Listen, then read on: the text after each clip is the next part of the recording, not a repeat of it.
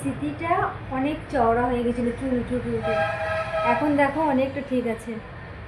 আর এই ভেতর ভেতরে স্মৃতি দেখা যেত, চুলের ভেতরে ভেতরে স্মৃতি দেখা যেত।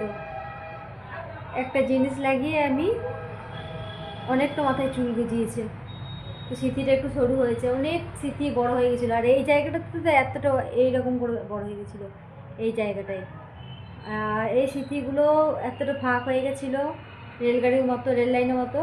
আর এই চুলের এই ভেতরে স্মৃতির সাইডে সাইডে চুল ছিল, তাও চুলের ফাঁক দিয়ে স্মৃতি দেখা যেত, এত চুল উঠে গেছিলো। এখন দেখো স্মৃতিটা আমার ঠিক আছে না।